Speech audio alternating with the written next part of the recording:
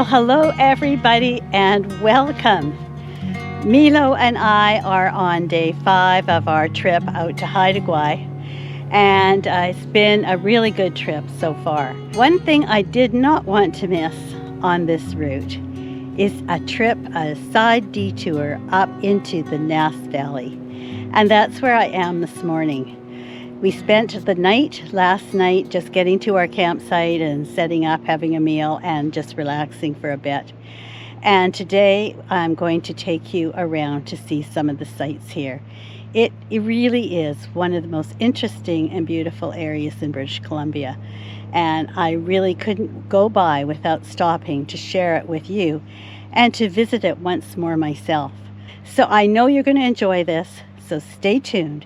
It's one of the most wonderful geographic and geological areas in British Columbia.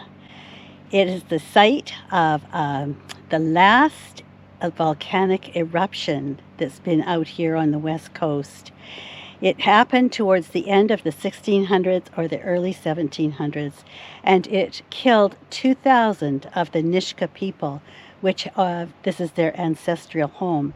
And they still continue to thrive here today. But you'll learn more about that as we go, and I'm absolutely sure you're going to enjoy this. We have a perfect day thus far, so let's get going. Yesterday, after leaving the town of Terrace, we turned north and followed the Nisga'a Highway. Our first stop was the gorgeous Lava Lakes. As a glacier-fed lake, the water had turned that magnificent aqua blue, which on a sunny day makes a whole scene quite breathtaking.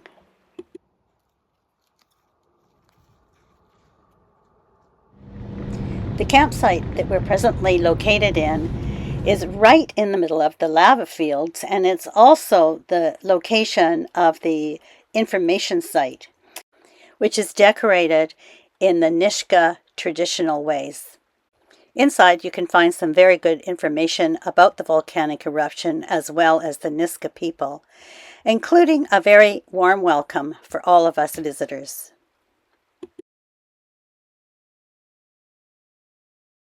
The source of the volcanic eruption is located in the bottom right corner of this map and follows a narrow valley spreading out as it reached the Nass River and surrounding Broad Valley. The lava flowed anywhere from 22 to 32 kilometers away from the origin, and it created a dam causing Lava Lake to be formed, as well as dramatically altering the flow of the Nass River.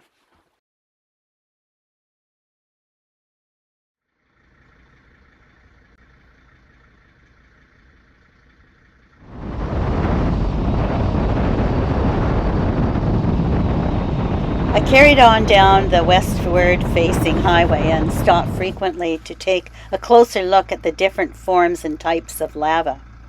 The moss and lichen and green life are slowly returning after 300 years. I finally came back to the trees and carried on towards my goal for the day, which was a visit to the Nisga'a Museum.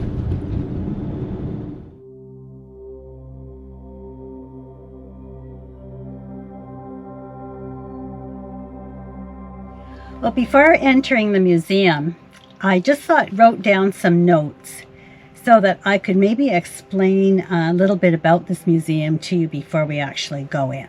The Nisga'a people, like all of the people in Canada, lost their rights to their land and to an awful lot of their artifacts, their poles, their regalia, their storage boxes, all kinds of things were confiscated. Some perhaps were negotiated for, but many were just taken.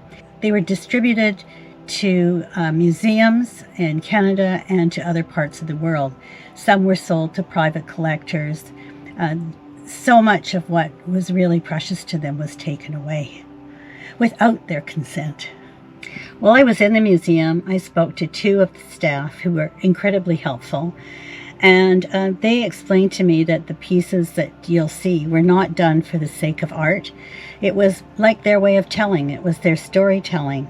It's a way of telling a story through pictures. As in around the year 2000, the Nisga'a were the first First Nation in British Columbia to negotiate a modern treaty. And with that treaty, there was, of course, the return of their lands, their ancestral lands, as well as the artifacts that had been housed in the government museums. Of course, the Nisga'a wanted their artifacts back. And so part of the treaty that they made with Canada was to have some of these returned to the people, to the land where they belonged. And there was no place to house them. And so this museum was built. And then gradually some of the artifacts have been returned. A couple of years ago, one of the poles was actually returned from Scotland. So, but the ones in Canada are all belong to the Nisga'a. That's my understanding. Even if they are still in museums in Canada, the right to ownership belongs to the Nisga'a people. With the return of these artifacts and the return of their land, there's been great cause for celebration in the Nisga'a people. It seems to me from talking to these women, there's a huge sense of empowerment that has come along with that, which is just such a positive thing. The women I spoke to were so proud of their community, their nation, and I could see how proud they were of themselves to be a part of it. And they are a very active part and are contributing greatly to the education of visitors like me. It was great. It was so great to talk to them. I was really excited to hear their stories, and I really appreciate that they took extra time to talk to me. I may have some little bits of this storytelling wrong. I don't think I do, but if I have, then I would like to apologize. I understand it took the Nisga'a people started negotiating for this treaty in the late 1800s. So they were a pretty persistent people, and they knew what was theirs, and they started fighting for it a long time ago, and they have been successful.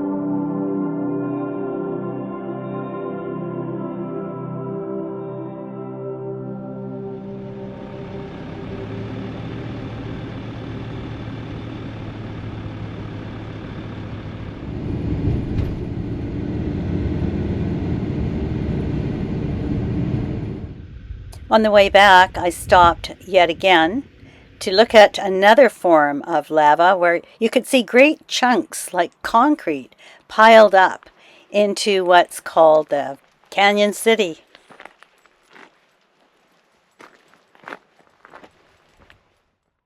You really have to be in awe of the force of nature that can cause things like this to actually happen. There were lots of big cracks. They were fairly deep, but you could see that they were places which could trap moisture and little bits of soil, and because that's where a lot of the trees were sprouting from.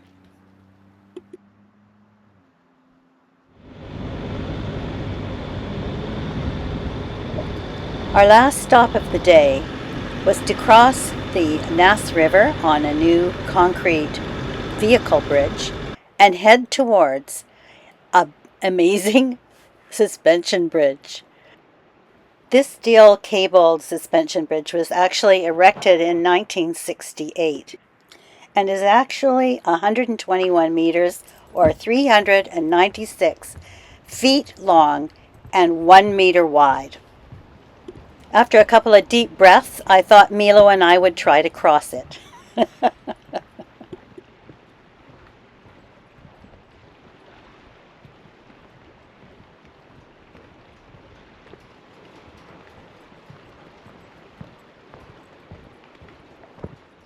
Well, it's a little bit jiggly.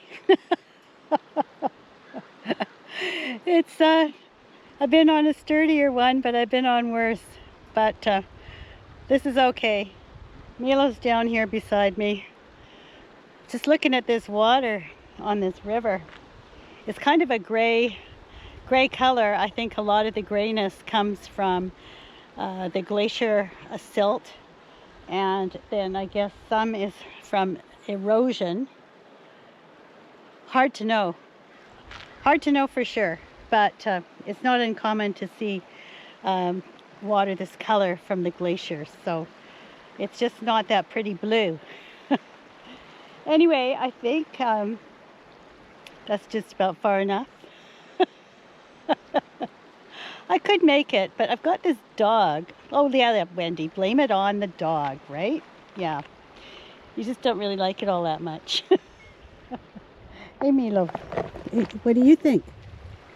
Milo, sit. Good. Milo, do you like the suspension bridge?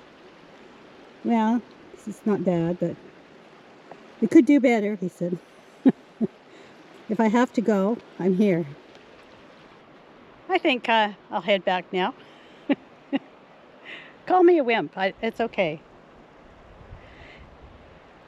This was evidently the only way across this river until the solid bridge, the car bridge, was built. So this is how people got back and forth for many, many, many, many years. This particular bridge was built in 1969, the suspension bridge, and people have been traveling back and forth in a suspension bridge of a manner of sort for probably hundreds of years. This is the only way they could get across the river, unless they could go by boat. And with the current here, I think it'd be easier to go by bridge. But it's amazing. Otherwise, this village site wouldn't have been here. So, but it's a gorgeous place to have a village, and the backdrop of the mountains with the view across the river to more mountains is absolutely stunning. So I can see why they wanted to live here. Plus, I imagine it's a good place for fishing as the salmon come up the river to spawn. So it has a lot going for it. Oh, here somebody's coming and they're shaking the bridge. So I'm going to get off of here. Okay, Milo, let's go back. Well, that was pretty funny. But we're back safely in the van now. Yeah, Milo was just fine until the two people started coming from the far side. And then that sent the ripples of vibration down the bridge. And he just made a turn and he couldn't get off there quick enough, which disrupted my balance. So anyway, we're okay. And the bridge is still standing and we're back in the van. And it's hot. It is very hot. So I'm going to move on. Well, I tried one more stop, but it was way too hot out on the lava for both Milo and me.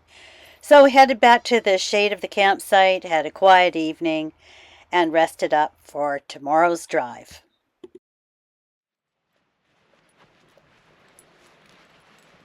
Going in the van. We're going in the van again. You can tell he's really excited about that. All right, for the next step of this journey.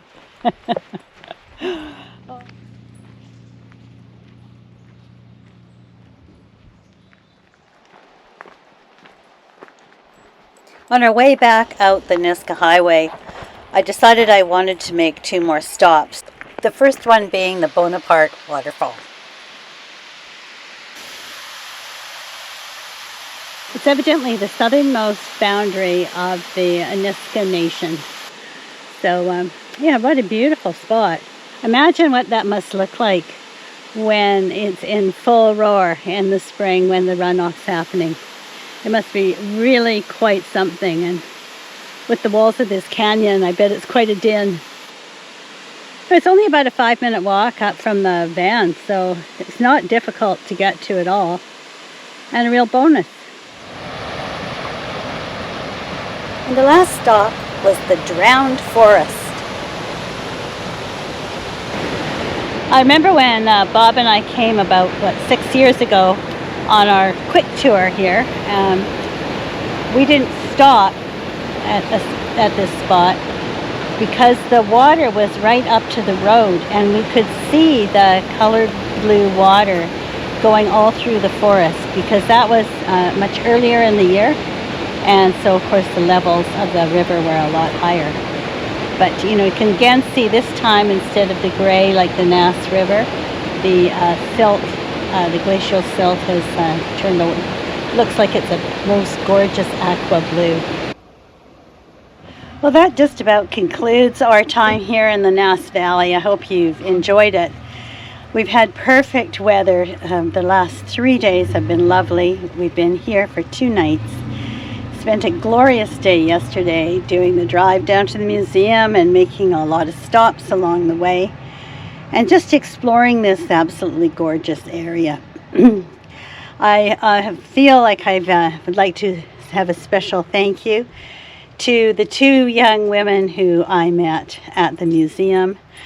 One was Tina and the other, I can't remember your name and I'm very sorry, I apologize. But you were so informative and you were so knowledgeable, and to hear some of your stories of your land was a real honor, and I appreciate the time that you took to share some of your love for this beautiful place that you call your home. So thank you very much. And thank you to all of you who came along with Milo and me. Just as a little aside, there's always an aside with Milo, isn't there, Milo? There was a mouse in the van last night.